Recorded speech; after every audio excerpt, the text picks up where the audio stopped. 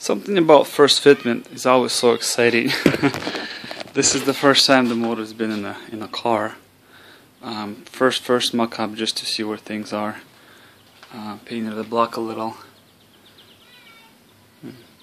Something different, makes it look a little better.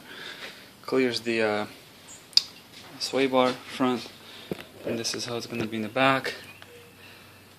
A little dark, but I'm gonna have to probably do some of my signature firewall massaging.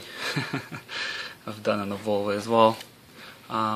This one shouldn't be too bad actually. The transtall itself is kind of big, but just want to put the heads on and see the intake fitment and the throttle body, how far it's sticking out.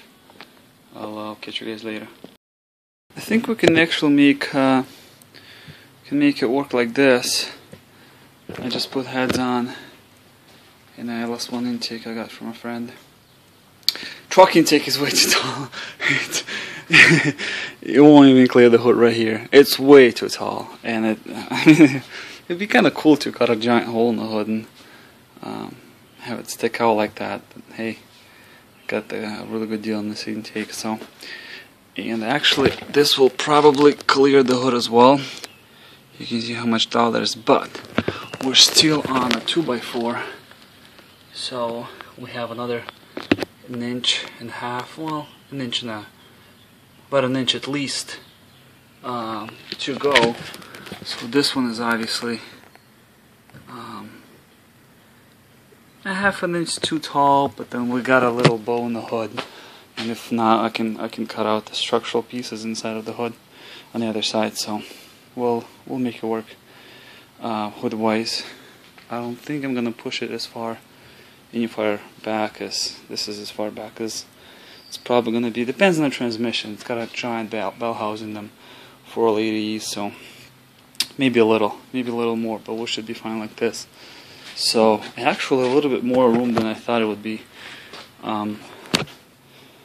Just enough room. I can probably cut this out and have a radiator sit like this, or like that actually, probably like that.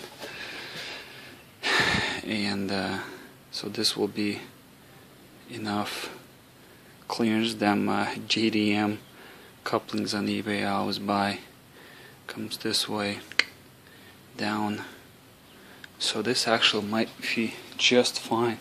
And if you look at the wheelbase, the engine's not that much, you know, most of it is towards the back, so we'll see. Well, looks like headers are gonna fit just fine. This side is great, plenty of clearance. Kind of like in a Volvo, I'm gonna have to just tap this guy a little. Frame rail, maybe I'll just put V-bands on there. But there's actually a lot of room there, surprisingly a lot of room.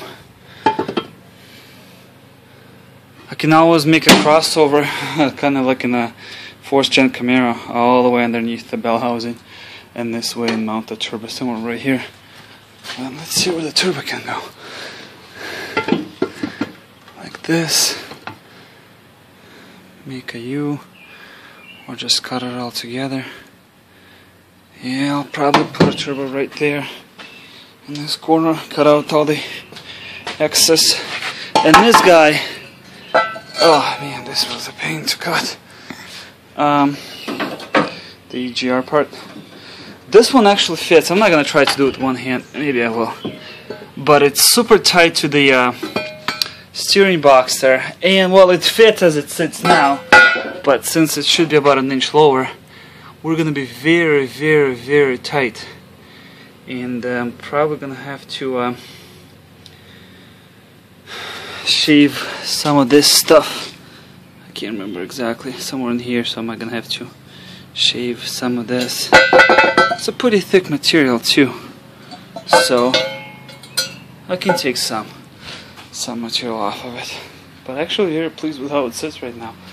I'm 89.7% sure I'm not gonna move the firewall back now. It's just time consuming. That's difficult. It's gonna take a lot of time. Fabricating and stuff. It's not too difficult. It's kind of straightforward, unless you screw it up really, really bad. Just cut out this part and just everything. I'm actually probably gonna fit windshield wipers maybe back in. But as far as that goes, actually fits really, really nice. My strut bar is gonna fit nice too. I don't know if I showed you or not. It's somewhere there. And them gussets I made to stiffen the chassis up, those are gonna fit just fine. So actually I can almost make my motor mounts now. Alrighty, later.